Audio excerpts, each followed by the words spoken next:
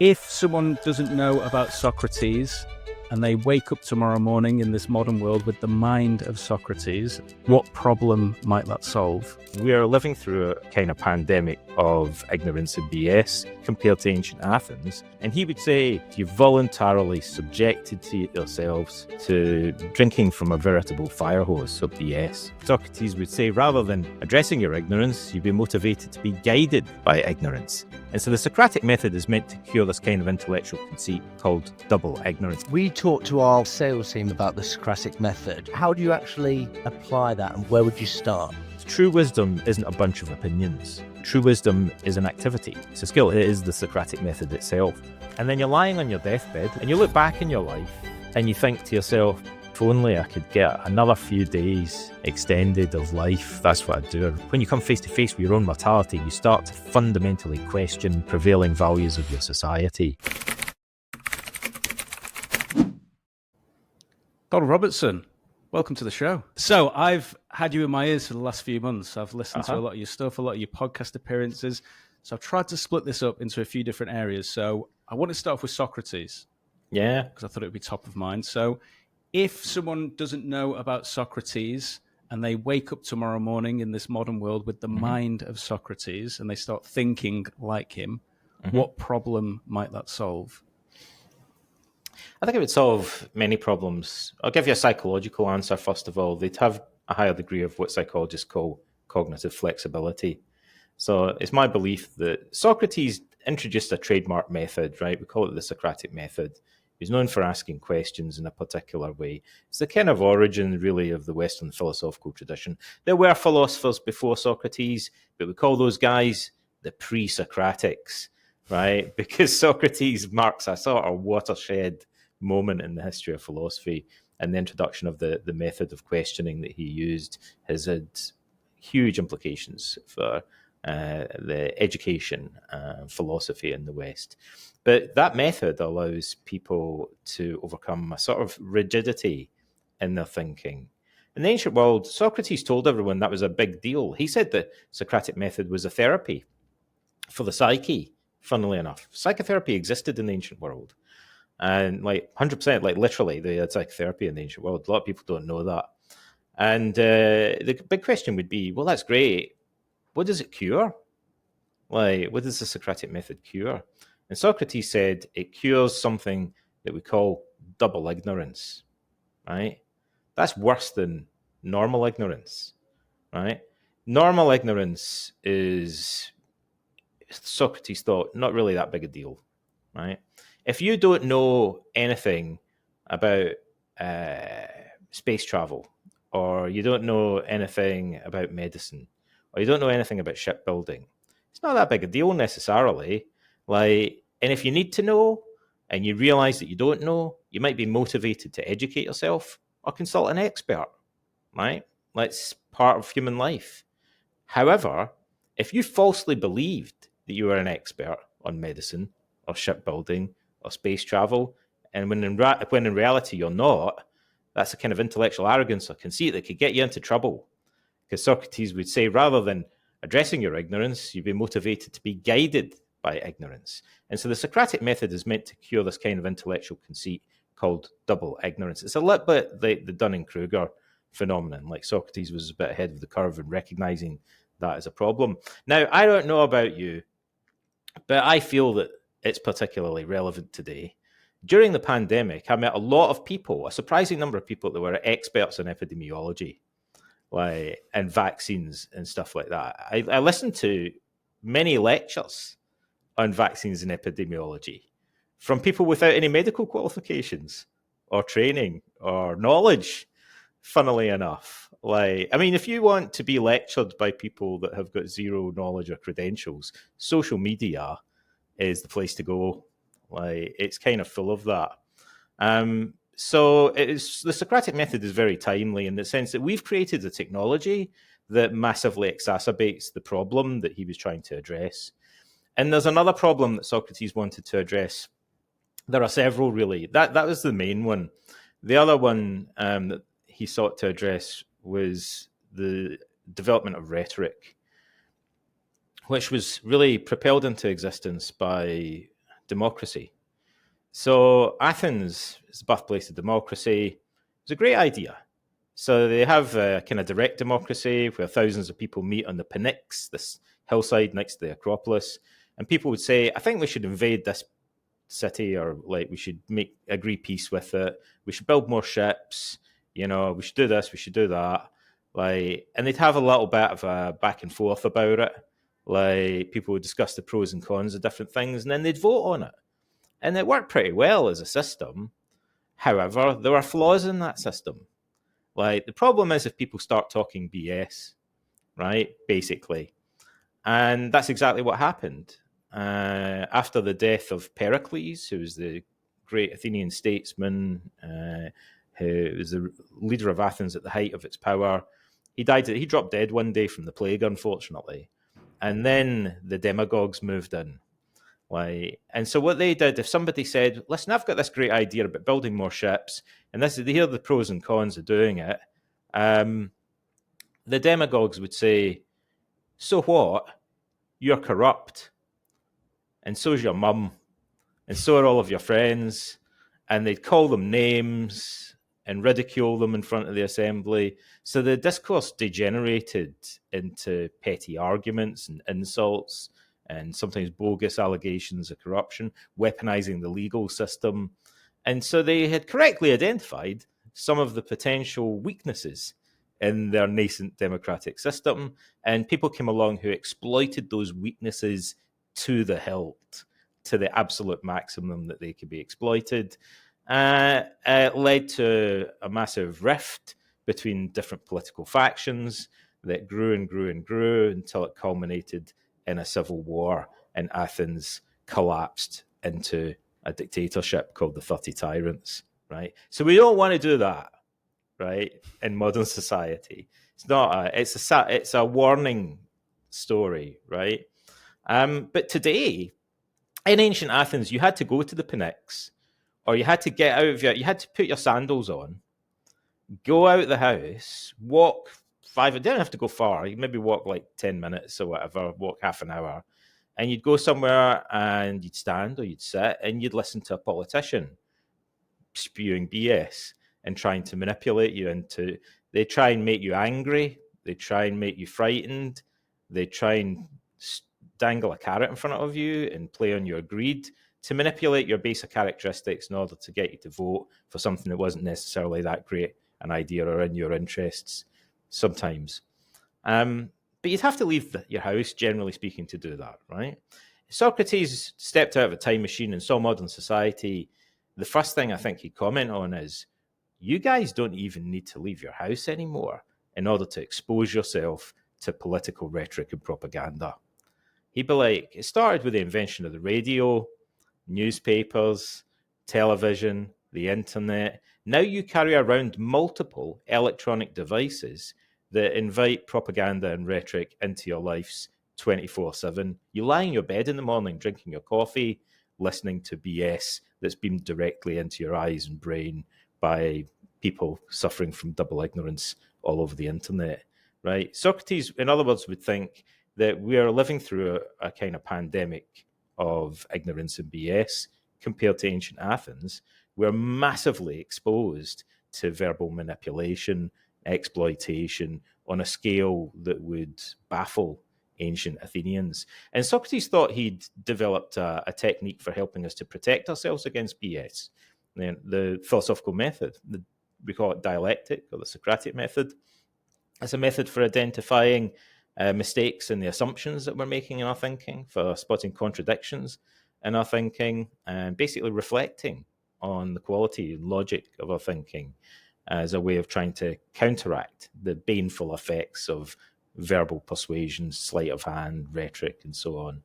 And he would say, you guys really need this more than ever before, because you've voluntarily subjected to yourselves to be drinking from a veritable fire hose of BS. The sophists, as the ancient Greeks called the experts on rhetoric, have invaded your homes. I think that's one of the things that he would say. So we talk to we've got a sales team of 18, Donald, and we talk to them about the Socratic method. But Yeah. I don't know if you remember them, but I think it might have been in the year 2000. There was these books that went round that was like an idiot's guide to eBay or an idiot's guide Right. to Google. So for anybody that's listening who's thinking, actually, I want to get better at the Socratic method, I want to be able to ask brilliant questions. How do you actually apply that, and where would you start? Well, in some ways, it's a little bit tricky to explain the Socratic method, but funnily, so books have been written about it, trying to explain it. There's a really good book by Ward Farnsworth, who's a law professor and an expert on rhetoric, actually. But he's also an expert on Stoic philosophy and Socratic philosophy. It's called the Socratic Method, if I remember rightly, by Ward Farnsworth. It's a really good modern guide to the method. But actually, there's something missing from his book, if I remember rightly, which is, although sometimes it's kind of hard to summarize the Socratic method, there is a passage we have dialogues. We have Socratic dialogues by Plato, about 37 of them. That's our main source for understanding Socrates. But less well known are the 40 odd dialogues that we have written by another of Socrates' students called Xenophon, who's an Athenian general that all survive today. And in one of those dialogues, in a book called the Memorabilia Socratis, everything I remember that Socrates said, like there's a little dialogue with a young guy called Euthydemus, who's probably like 15, 16, 17, something like that. And Socrates meets this dude. First thing he notices, he's got a lot of books, right? He's got a huge collection of books. Now, as a therapist, I read that and I thought, this guy seems familiar, right? He's what we call in the trade a self-help junkie, right? There are people today that psychologists and therapists meet that have got more books than the therapists or psychologists have on their bookshelf. People are inundated with self-help advice. And Socrates talks to this young guy, and he says that he admires his desire for self-improvement, but he also questions him and kind of quickly exposes that he doesn't really understand some of the basic concepts that he's employing. He doesn't really know what it is that he's trying to improve about his character. He needs help from something like the Socratic method. So Socrates teaches him a simplified version of it in that dialogue, and he uses a teaching aid to show it to him. He draws a little diagram, funnily enough. Not a lot of people know that. He literally draws a little diagram, probably on a wax tablet or something, and he makes two columns. Now, that jumps out the page at me because I guarantee you, as we speak, somewhere in the world, multiple places in the world, there are multiple cognitive behavioral therapists drawing two columns on a flip chart right now and doing what we call the imaginatively titled two-column technique with clients in CBT. It's one of the most common cognitive therapy techniques. So that sometimes classicists and philosophers don't even notice these things, but as the therapist, certain things that Socrates does jump out, and you think, this is a thing that happens in therapy today that we use like very frequently. So he does a two-column technique with this young guy to show him the basic skills required for the Socratic method. And at the top of one column, he writes justice. The top of the other column, he writes injustice.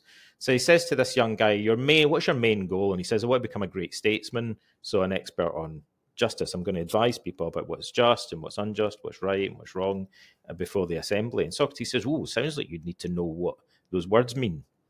And this young guy's like, yeah, obviously I know what they mean, Socrates.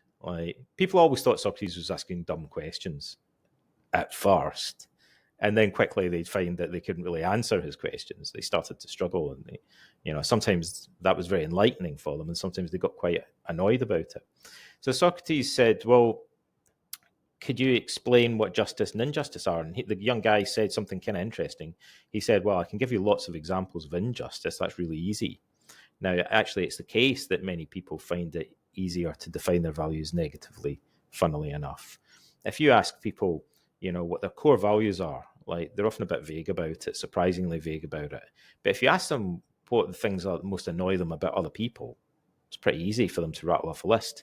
Everyone hates corruption in politicians, or at least that's the impression you get from social media, because people go on and on and on about it a lot. They hate Biden or Trump or whoever for being corrupt, blah, blah, blah, blah. That suggests that they must really value integrity and honesty like the converse of the thing that they despise in other people, you'd think. It seems to imply that anyway. So Socrates says, okay, let's define injustice first of all. Can you give me some examples? And Euthydemus says, well, actually, it's Socrates that tends to suggest the Socratic method doesn't consist in formulaic questions. In fact, Socrates uses a sort of creative brainstorming process. That's what's tricky about it. It requires skill. So Socrates will come up with examples. He'll say, what about lying and stealing and stuff like that? Are those examples of injustice? And Euthydemus says, yeah, of course they are. Obviously so. Right? And they'll list some other things as well. Now, that's the easy part, right? So Socrates says, I guess justice must be the opposite. Like avoiding lying and stealing would be just behavior, right? He says to Euthydemus, this is the interesting part. You're probably wondering why I drew a little thing with 2 columns in it. And Euthydemus says, like, I was asking myself that very question, Socrates. And Socrates says, I wanted to ask you, under what circumstances might, for example, lying be moved from the injustice column across to the justice column? Like, so the subtext here is he's identified that this young man has an assumption about the nature of injustice, right? He's got a kind of definition of it. It consists of these examples, but he hasn't really reflected on it critically and questioned it himself. Like, he hasn't started to kind of look for possible exceptions to the generalization that he's making. So, yeah, lying. Euthydemus says, I don't know what you mean, Socrates. And Socrates says, well, suppose you're an elected general. The Athenians elected their generals. And you lied to the enemy during warfare. Would that be unjust? And Euthydemus says, well, come on, Socrates, that's kind of like an exception, isn't it? And Socrates says, suppose you're a parent and you concealed medicine in the food of a small child because it was the only way you could get them to take it for the benefit of their health. And Euthydemus is like, yeah, well, okay, that's lying of sort, but that's different, Socrates, right? It's different. And Socrates says, suppose your friend is suicidal and they ask you, where did you hide my dagger? Like, would it be unjust to lie to them, like, in order to protect them from harming themselves? And Euthydemus says, okay, I see what you're driving at here, right?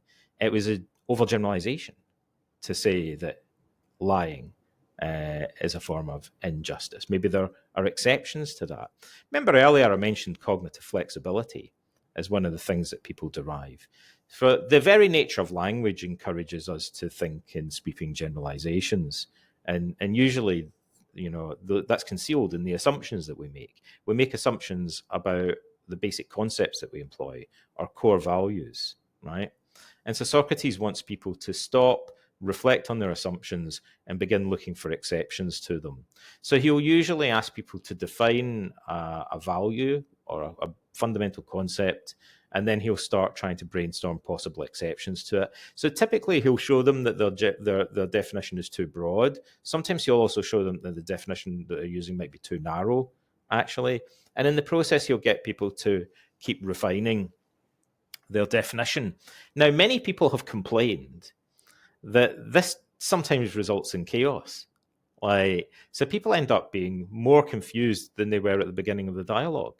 Like, they come out of it feeling that they know less than they believed that they knew at the beginning of the dialogue. And some people don't like that, right? But other people do.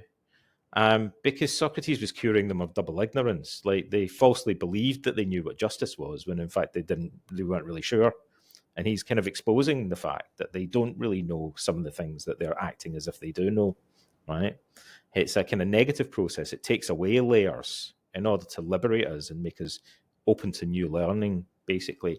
But there's something else that's going on. There's a more fundamental mistake, I think, that people make. And this comes to, you know, what are the benefits of the Socratic method and why they're hard to quantify sometimes. We live in a society, the same as in ancient Athens, where people expect things to be simpler sometimes than they actually are. And so people expect wisdom. People think you can purchase wisdom like you could go to the supermarket or the greengrocers and buy a bag of onions, right? So in ancient Athens, you would go and pay money to listen to a sophist. They deliver a lecture about the nature of justice. They teach you some maxims about justice that you'd memorize, and then you go and repeat that. Ancient Athens in Socrates' time was full of people parroting stuff that they'd heard from professional wise men or experts. It got a bit frustrating for him. He thought, I need to go and find the original guy that came up with this, because everyone else is just repeating what they've heard in his speeches. That's exactly the same as today. People go on YouTube and they watch a video by Jordan Peterson or Joe Rogan or whoever it is, and then they just repeat the stuff that they've heard on the internet without really thinking it through or questioning it. The difference, for example, when people watch a lot of videos about philosophy and someone actually doing a degree in philosophy, is they're not sitting any exams. Like, they're not engaging in debate, like attending seminars, symposiums, tutorials. So there's no pushback, like, against the opinions that they've acquired passively online by listening to lectures or reading essays or whatever, right? So for Socrates, you can't acquire wisdom passively just by memorizing things. It's more like a cognitive skill. It's a dynamic process, right? True wisdom isn't a bunch of opinions. True wisdom is an activity. Like, it's a skill. It is the Socratic method itself. Basically, it's knowing how to question things and identify exceptions. And even if at the end of it you think, to be honest, I'm not really sure how I'd define justice, you've nevertheless figured out the limits of what you previously assumed and possible exceptions to it. So funnily enough, you've got a better understanding if you know that perhaps lying to an enemy in warfare, deceiving a small child in order to give them medicine, like not telling your friend where you've hidden a dagger, might be just in some circumstances. Even if it's not conclusive, this kind of fuzziness is actually a bit closer to the truth than the kind of rigid, like, presupposition that you had before. To highlight the relevance of this, and I don't mean this to just like pick on someone, but as it happens, that very example, which is the one that Socrates uses, is one of the 12 rules of life in the best-selling self-improvement book of the past few years by Jordan Peterson. So, even today, like, the best-selling books on self-improvement often follow this kind of strategy of teaching people generalized maxims or rules. And Socrates thought that very approach was kind of flawed. These rules or coping strategies or whatever, these generic pieces of advice are all that you tend to get from videos and books, but they work quite well in some situations, but not necessarily in others, right? And real wisdom would consist in being adaptive, like being flexible in your thinking. There's a large body of research today that shows that no single coping strategy works across the board in dealing with stress and developing emotional resilience, right? Some coping strategies are generally better than others, like relaxation techniques, mindfulness, cognitive coping statements, or, cognitive restructuring, like questioning yourself and things like that. All these different techniques that people can use to cope with stress have their pros and cons. But the research consistently shows that the people that are most resilient and cope best with stress have a trait that psychologists call not cognitive flexibility, but coping flexibility, although they're two related things. Someone who's good at coping with stress would think, my mindfulness techniques work quite well, but maybe a different technique would work better in this situation. Or maybe mindfulness works in the dentist, but if I want to use it for public speaking, I'd need to kind of modify the technique a little bit, right? Rather than just kind of learning something and then applying it rigidly across the board, which is what we all tend to do when we just soak up information passively from books and videos. So Socrates, I think, is, really wants to challenge this sort of passivity in our thinking.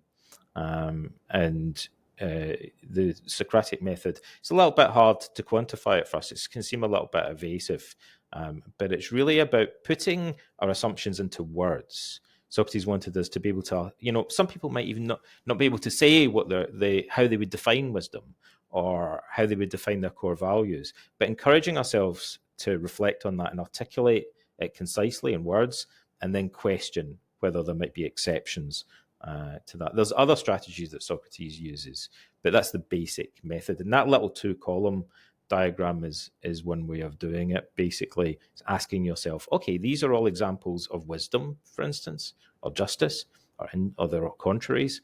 Under what situations or circumstances might I move them across into the opposing column? There's other ways we can use that strategy in cognitive therapy that are kind of similar and also help people to develop cognitive flexibility. So say somebody, almost all clients in therapy suffer from rigidly rigid core beliefs or rigid assumptions, right? So someone might think, for example, they might have a core belief if they're depressed that's I'm worthless, I'm useless, I'm stupid, or something like that. And a cognitive therapist might draw 2 columns and say, what evidence is there that you're basing that on? And what evidence is there against it? And the evidence that you're basing it on, could that possibly be interpreted in a different way anyway? Is it actually good evidence? So just this process of getting people to think about things in a more nuanced way, to break things down. When I teach clients coping techniques, like the self-help techniques that you see online, like if it's mindfulness or whatever, what I'll often do is then a second step, which I think is really important, which is to draw 2 columns and maybe say, what are the one-headed pros and the other cons? What are the pros and cons of mindfulness? Well, mindfulness might make me able to observe my thoughts in a more detached way. But in social situations, I guess it could also make me more self-conscious if I'm not careful. And that might be a bad thing. So getting people to kind of reflect on the pros and cons of different techniques helps them then to adapt those techniques and to apply them more intelligently. It's like a step that's missing often in the learning of self-improvement or self-help. I love that. Forcing the idea of going back to white belt thinking and not seeing things as binary as well. Yeah. Exactly. Another man you've written a lot about is Marcus Aurelius. And me and Jack, like I'm sure all people who stumbled across Marcus Aurelius during the pandemic, love him. And everything that you read about him subsequently, it seems to be more and more impressive. Yeah. But as a man who's gone even deeper, what do you think are the most impressive things about Marcus Aurelius and the way his life turned out? Well, I wrote 3 books in a row about Marcus Aurelius, as well as some book chapters, and I wrote an introduction to an edition of his meditations as well. So at one point, I was like really kind of getting to the point where I think I need to move on and like write about someone else. That's why I wrote a book in Socrates in part. I thought I can't just keep writing books about Marcus Aurelius. Come on. The reason I started writing about him, incidentally, was I wanted to write a book on Stoicism where we would draw on the example of an actual Stoic. There are multiple reasons for that, but I just wanted to mention that there are common misconceptions about Stoicism, and there are ways that we can address them head on, but often you can kind of address them in a softer, indirect way just by looking at examples of actual real Stoics. Right. So sometimes people think that Stoicism means being unemotional or cold-hearted. That's a misconception of the philosophy. But if you look at Marcus Aurelius, he wasn't like that. So just looking at the actual representative of the philosophy and how he lived his life helps to kind of refute this misconception. Or people think that Stoicism is about accepting stuff like amor fati, like accepting your fate, and that would make people passive in the face of injustice. And you go, like Marcus Aurelius, who famously just sat around and did nothing and was really fun. No, he was a workaholic, if anything. He was kind of obsessed with protecting the empire, and he really dedicated his life to justice and ruling wisely. So that should highlight the fact that these are misconceptions of Stoicism. So I wrote a book about Marcus Aurelius about 5 years ago called How to Think Like a Roman Emperor that kind of caught fire unexpectedly. I'd written a bunch of books prior to that, but that was the first book that I wrote that became a bestseller, and it sold over a quarter of a million copies now, and it's been translated into over 20 languages, including Greek, weirdly. But the things that are kind of surprising about Marcus Aurelius, are impressive about him.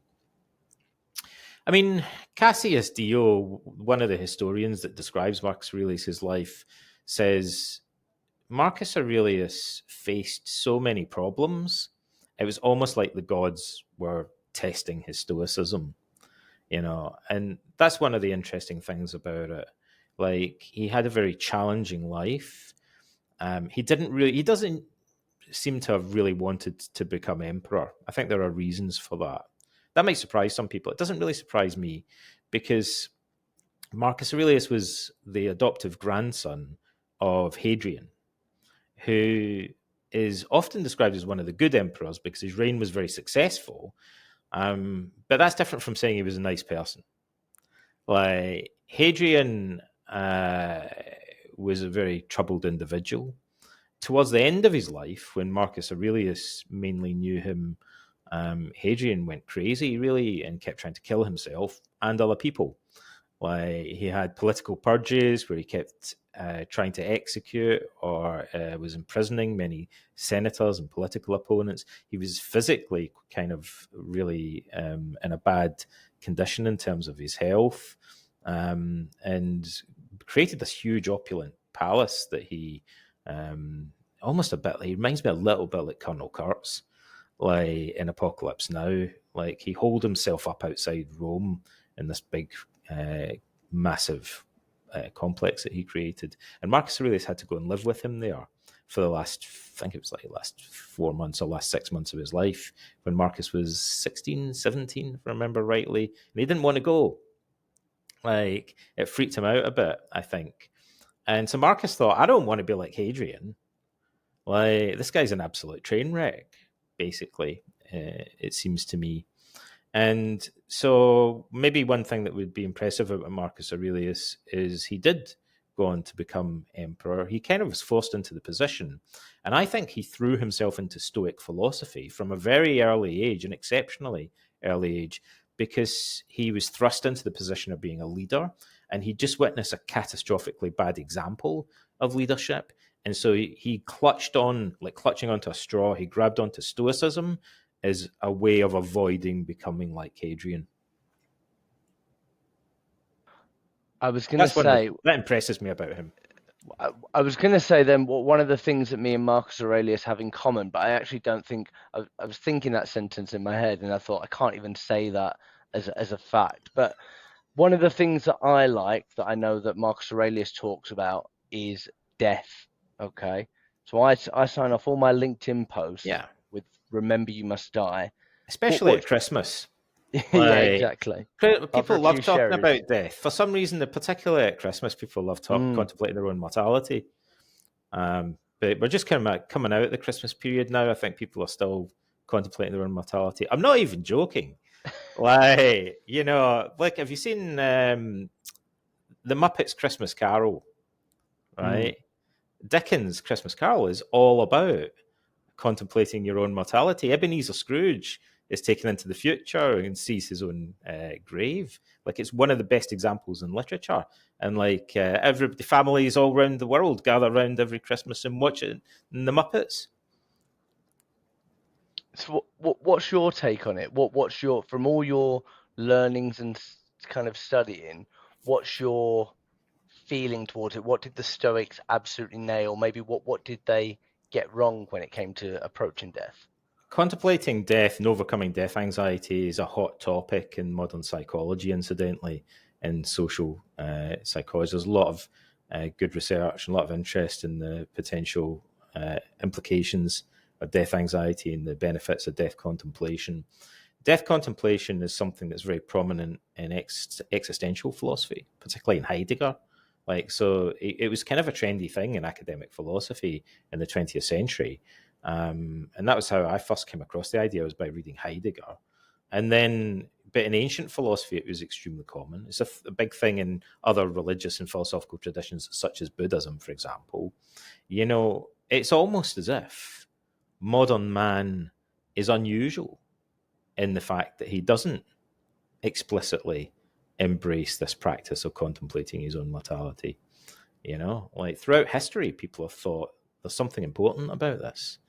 The truth is that this is how I'll explain it to you. It seems to me this is the life in a nutshell, right?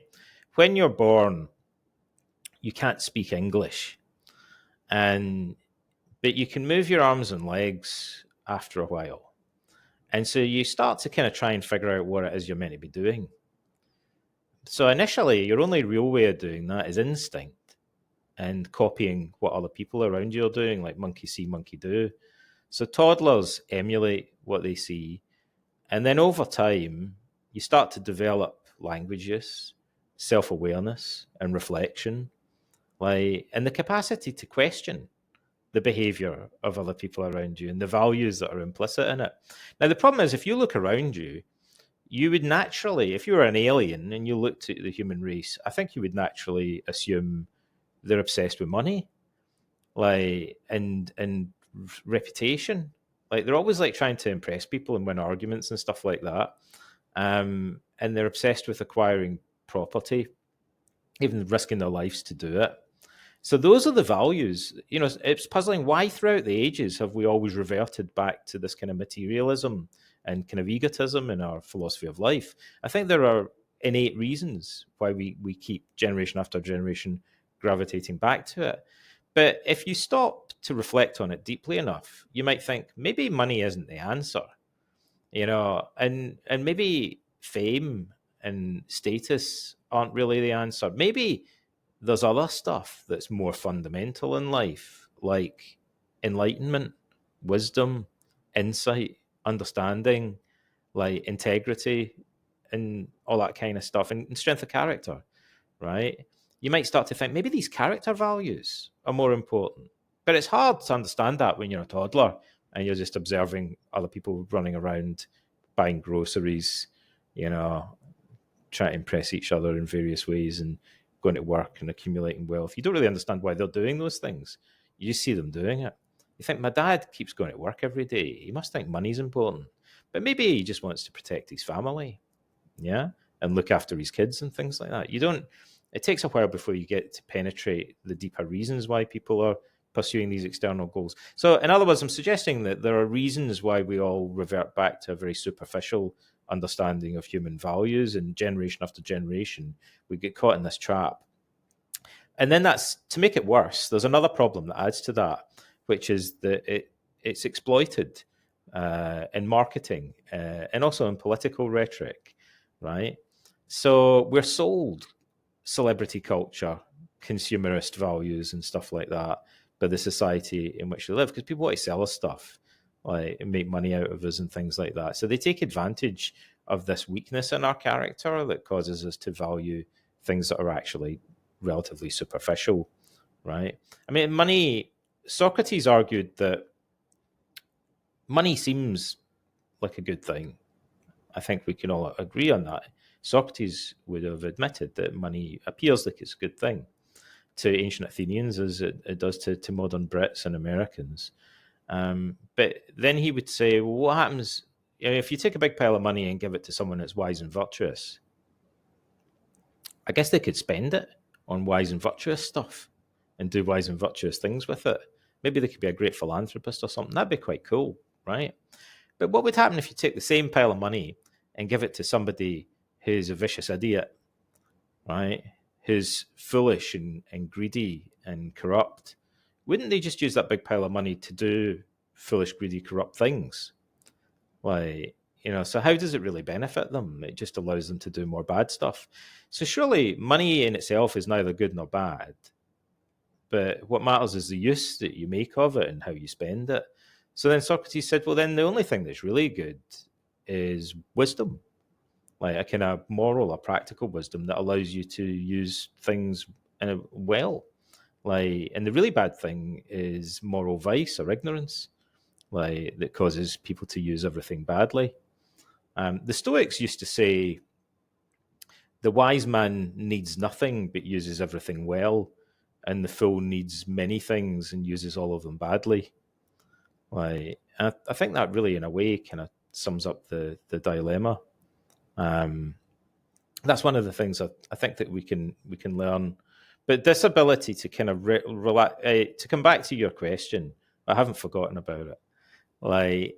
So we're screwed, right? Because not only are we innately developmentally predisposed towards these superficial and unsatisfying values, generation after generation after generation, but there's also politicians and salesmen that are potentially exploiting our greed and our fear, and our anger and our other baser instincts. We get caught in a rat race. We go out and get jobs, and we buy stuff and all the stuff that society expects you to do, until one day we start dying.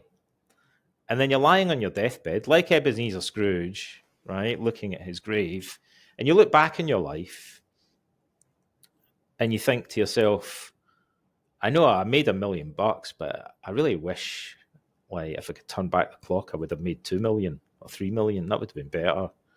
Or I wish I had more followers on social media. Like, if only I could get another few days extended of life, that's what I'd do. I'd run out and I'd get more Twitter followers, like, with it. Or probably more likely, as you're gazing into the eyes of the Grim Reaper, you think, shit, hang on a minute. Maybe some of the things I spent my life pursuing weren't really worth the effort. Or maybe some of it wasn't really all that important in retrospect. You know, maybe I got too hung up on status and what other people thought of me, you know, and maybe money serves a purpose, but it's not like the be all and end all. Maybe, in other words, like, it's when you come face to face with your own mortality, you start to fundamentally question the prevailing values of your society, like, in a radical way. Like, you snap out of the trance. It's like, you know, the Grim Reaper clicks his fingers to try to wake you up. Wake up! So they give you a shake, right? It's all an illusion. Like, but luckily you don't actually have to die for that to happen. First of all, it's not unusual for people to have a brush with death. I think most people, by the time they reach 40 or 50, I hate to break it to you, but the majority of people have had at least one brush with death. I guess in retrospect, you know, like, I mean, it's hard to know whether you would describe this as good luck or bad luck, as the Stoics and Socrates often emphasize the setbacks and the misfortunes that we have in life often benefit us more. I look back in my life, when I was a young boy, I put myself in dangerous situations, and I believed that I was going to die 3, 4, 5 times, something like that. I thought I was going to drown at least 3 times, which I guess is unusual. It shows that I probably shouldn't be allowed anywhere near, like, the water anymore, right? But I look back in my life, there were times you might have medical scares, you might be in a dangerous situation. Some people maybe have dangerous jobs, like they're in the military or something, and there might be multiple times that they think they're going to die. You know, you might just be on a plane where there's a lot of turbulence, and you might, without any justification or falsely, think that you're going to die. But it doesn't matter, because psychologically, you still thought you were going to die, right? You might have heartburn and think you're having a heart attack. It doesn't matter. Like, you might still think you're going to die, and that might snap you out of the trance. It'd be weird to think I had heartburn and it snapped me out of the trance, made me question the prevailing values of my society. But it might, right? But the thing is whether you come to terms with your own mortality or not. And the other thing that can make you do that, which is even more convenient in a sense, is if it's not you that dies, but somebody else. Like, so what's more likely to happen in some regards is that you're bereaved. Most people are, by the time you make it to 60 or 70, you'll have been bereaved multiple times. You're probably your parents are dead. Like, maybe some of your friends have died along the way. So then it becomes, you know, are you learning from your experiences? Some people are insensitive and they don't learn from their experiences. And other people stop and think when their granddad dies. Like, some people, when their budgie dies, they might start to think about what's it all about. You know, the dog dies for some people, or it might be friends that you lose along the way. You might stop and think, man, you know, like, what's life all about? Am I doing the right? Am I spending my time in the right way? Like, you know, we could drop dead at any minute. Like, you and I, we might not make it to the end of this podcast for all we know. Like, you know, but it's true. You know, Seneca used to say to himself every night when he went to bed, I might not wake up in the morning. You know, that's hardcore. Like, literally be lying with his head on a pillow thinking, I might not wake up tomorrow. This might be it. This could be it. Right?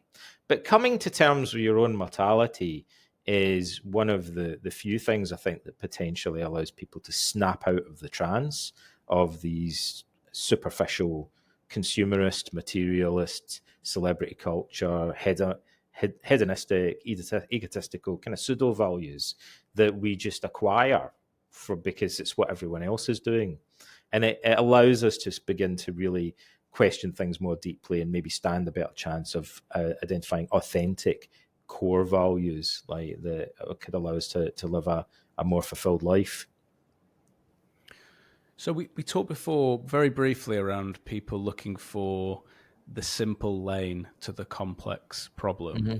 So what are your thoughts on angry young men ending up at Andrew Tate or Jordan Peterson? It's a great question. There are a lot of angry. The first thing I'd say about it is that there was something. Look, if you want to exploit adolescent boys, right, the way to do it would be to try and imply to them that they're not manly enough, right, and that they need a father figure, and that they should be ashamed of their lack of manliness, right? That's the way to go. That's their weak spot, right? If you want to exploit and manipulate adolescent boys, that's the weak point that you could potentially use as leverage against them. So it's not surprising that throughout history people have done that very thing, right? The manosphere, or the worst aspects of it anyway, like, is not a new phenomenon. Like, people were doing it before the internet, but actually, you know, there were precursors of it. But it happened throughout history. In ancient Greece, the sophists mainly had, most of their students were adolescent boys. That was like they were the prime candidates for the sophists. And some of the sophists use language that seems very similar to modern influencers. Like, they go on and on about how real men are manly, how they should admire dictators as strong leaders, how justice or social virtue is a conspiracy of the weak to constrain the strong, like, and all this kind of stuff. So they should sneer at and look down on the slave morality, as Nietzsche calls it, of the masses. They lean towards oligarchy or dictatorship, as we would call it, rather than democracy for that reason, because they think of themselves as being superior to other people. And they believe that self-discipline and wisdom, as they call it, are more important virtues than justice or social virtue. So there's a lot of things that we find in people saying in the ancient world in order to brainwash or exploit vulnerable teenage boys that are insecure about their masculinity, that, surprise, like, finds parallels in the modern world, right? Because not that much has changed in that regard, right? So the anger, if there were two things that I would say go together like oil and water, right, don't combine very well at all in this regard, it would seem to me to be therapy or self-improvement or self-help more broadly on the one hand, and political rhetoric on the other hand. Those two things go together like oil and water, right? They don't mix well at all. Political rhetoric is all about exploiting people's baser instincts, encouraging simplistic thinking, sweeping generalizations, manipulating biases. Therapy and self-improvement are all about liberating ourselves from those biases and helping us to see beyond them. They're completely antagonistic forces. Maybe that's stating the obvious. I hope it is. But then it should be surprising that we find in the ancient world, the sophists, for example, combined political rhetoric and self-improvement. They claimed to be improving young men, but they were also experts on political rhetoric. And we find this in the modern world. Like, it's accelerated a lot with the internet over the past 5 or 10 years. I mean, it always existed to some extent, but we see it kind of under a magnifying glass a bit now. It's odd that you get self-improvement influencers who go on and on and on about politics. These things do not combine very well at all. Like, hyping people up about politics often involves scapegoating, blaming other groups a lot. There is no psychotherapist who thinks that generally it's a good idea to make your clients more angry by encouraging them to blame outgroups or scapegoats for their problems. I'd have never known that as a therapy technique. Like, I mean, again, it seems like stating the obvious. It seems ridiculous. You know, when you say something, you think, to say this out loud, it sounds so absurd. It is difficult not to ridicule it. But it seems to me that that's what Jordan Peterson does for a living. Like, for the Daily Wire or whoever. You know, like, he's literally screaming down the camera at people about how, what is it, cultural Marxists, radical feminists, Canadians, or whoever are communists and blah, blah, blah, blah, blah. And it's no coincidence that the comments on his videos and Andrew Tate's videos are really angry, right? Does consuming all this stuff make their followers more angry or less angry on social media? I'm going to say more angry. I don't know what other people think. That seems weird to me. It's meant to be self-improvement advice. Why is it making them all so much more angry? Generally in therapy, we think it's a good idea to get people to take more ownership.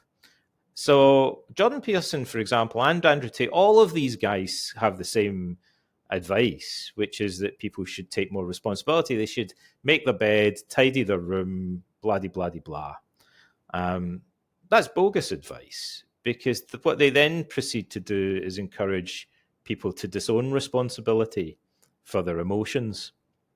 So if you're angry at society's fault, it's the fault of radical feminists, cultural Marxists, Canadians, vegans, women in general, liberals, whatever, like, you know, it's someone else's fault, that's for sure, that you're angry, right?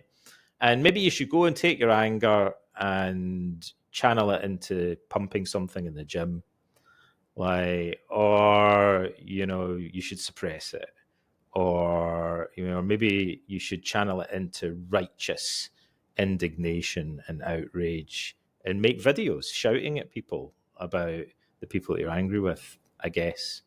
Or what we would normally do in cognitive therapy is say, like Socrates did 2,500 years ago, do other people feel as angry as you do about the same shit? And if the answer to that is, yeah, everybody feels as angry as I do about the same shit, then you've got a different level of problem. Like, you're now delusional, right? But if you think, no, some people aren't as outraged as I am about the same shit, like, there are varying responses, like, to the sort of shit that I'm really angry about. Jordan Peterson's example is if a guy asks a girl out on a date and she rejects him, that it's natural for him to be consumed with rage. I mean, it's really surprising. He describes it as kind of even, you know, destructive rage. That surprised me. Like, that was news to me. Like, I thought actually that was kind of a weird response. Like, you know, I thought it would be pretty normal for most people to be kind of mildly offended and then maybe ask someone else out on a date. Like, that's the norm. Like, maybe up and cry in your beer for a couple of days and then move on or something like that. But not to be kind of violently outraged by it. That seems pathological to me rather than normal. But at the very least, like Socrates says, and Socrates questions young men, including his own son, about their anger using the Socratic method. Do other people, like, so do you not have a relative or an uncle, a friend that got rejected asking a girl out on a date and it was like water off a duck's back to the guy? Or it kind of got him in the feels and hurt his feelings, but he shrugged it off and moved on? Or like he was really upset for, like, you know, a hot minute and then he moved on to something else? You know, like, are there not different ways of responding to this? Can some people not maybe learn from rejection rather than just being outraged by it? That's the first question. And then the second question is, if other people respond to the same shit in different ways, why is that? Is it genetics? Like, is it, you know, is it magic? Or is it because they think about it differently? They have different values and attitudes and assumptions or some people maybe have a feeling of an attitude of entitlement, like, or rigid demands that they impose on other people that make them violently enraged if they're rejected. Do other people have more flexible attitudes and perspectives, and a better attitude towards their own coping that makes them less upset in those situations? So in cognitive therapy, we'd say, look, spoiler alert, it's your thinking. Like, it's what's going on between your ears, right? I don't know if you've ever looked between your ears, but that's where the problem lies, right? There's stuff going on between your left ear and your right ear that's making you angry. And here's another spoiler alert. Going to the gym with Andrew Tate and pumping something isn't going to make a slight jot of difference to the opinions, beliefs, and attitudes that made you prone to anger in the first place, right? So venting anger does nothing to change the attitudes that made you get angry to begin with. How could it? Like, if you have an attitude of entitlement that makes you enraged when someone rejects you, how is going to the gym, like, and venting your anger going to do anything to change your entitlement? It isn't. It's just going to it's a band-aid, right? It's going to temporarily alleviate your nervous arousal, your energy, and then you're just going to get outraged again when the same thing happens in the future, because you've learned nothing from the experience. Because what's missing is a level of self-awareness that comes from noticing that other people don't respond in the same way as you, and beginning to reflect on how your character, values, and attitudes might have contributed to the anger that you felt. So what happens in the manosphere is the opposite. I call it counter therapy or anti-therapy, right? Because it makes people worse rather than better. Like, so rather than encouraging people to notice and acknowledge the variety of responses and take ownership for their thinking, people are encouraged to disown responsibility for their own emotions by attributing. We call it the attribution of the cause, right? So people are encouraged to, when people are angry, they don't think they need therapy. Anxious people buy lots of books on therapy. Euthydemus was probably anxious or depressed, right? He had loads of books on self-improvement. If you have loads of books on self-improvement, you might have some anxiety or depression, because anxious and depressed people tend to blame themselves for their problems. They're introspective. But angry people do the opposite and externalize blame. So if I'm really angry, I would think it's you guys that need the therapy, not me, right? It's these radical feminists and cultural Marxists that should be in therapy, not me, right? They're in the wrong. They're the ones with the problem, right? And the more angry you get, the more you disown responsibility and externalize your problems, right? So making people angry towards other groups is pretty much counter-therapeutic. It's contrary to self-awareness, ownership for emotions, mindfulness. Angry people are not seen in therapy that often. They're underrepresented, unless they're there because they're depressed or anxious, and the anger is like a secondary part of that. Or they're in therapy because it's been mandated or they've been told to go by their wife, or they're in a prison, or they're in a school, or they're in the military, and they're told, hey, buddy, you need to go and see somebody about your anger problem. Like, you need to go and talk to someone about getting some anger management. That's when people end up doing anger management. But if they're on their own and they don't have a girlfriend or a wife, and they're isolated, and there's no one around them, there's no father figure to tell them, dude, you need to look in the mirror and have a word with yourself, then this massive, gargantuan, pus-filled blind spot of outrage that they have goes unnoticed by them. And people that are isolated in that way will tend not to seek help for the problem. They're what I call therapy dodgers in a way, right? So they actually consume a lot of self-improvement stuff, but it's more about building confidence and increasing self-discipline, like tidy your room and stuff like that. Now, don't tidy your room, tidy your emotions, right? Do something about your anger and your antisocial behavior. Like that's why you don't have a girlfriend, right? That's why you don't have any friends. That's why you don't have a job. That's why you're not married, right? It's your communication style and your anger problem. And that people naturally ignore, neglect anger as a problem. And the weird irony is that even when they're drinking from a veritable fire hose of self-help and self-improvement advice, often they're doing nothing about their anger. So people think, well, how can you say self-improvement is a bad thing? Or self-help is a bad thing? It would be like your shed's on fire and you're getting buckets of water and trying to put it out, doing self-help.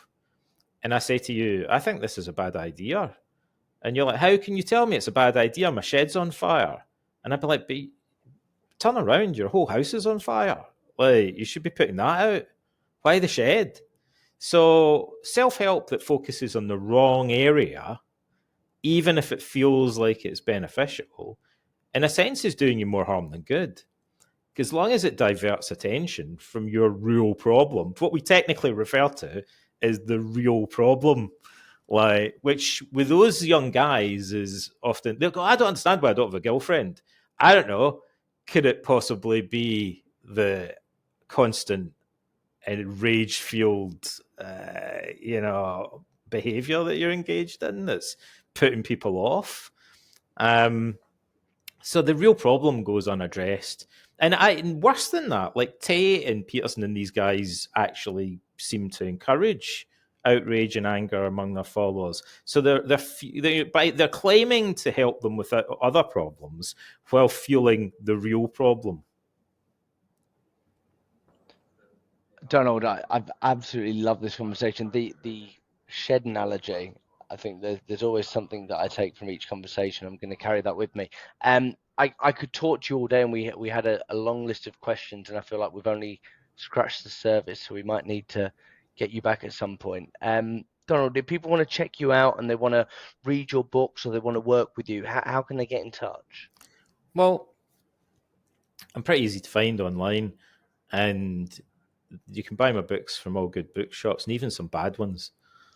And my website is just donaldrobertson.name. Like, it's just my name and then .name instead of .com. But most of the stuff that I write is on Substack, actually. So if people ever use Substack, like if they go on there, they can find all my articles and some podcasts that I do and stuff like that. Amazing. Thank you so much, Donald. Well, thank you, guys. Thanks to both of you. It's been a blast. Thank you.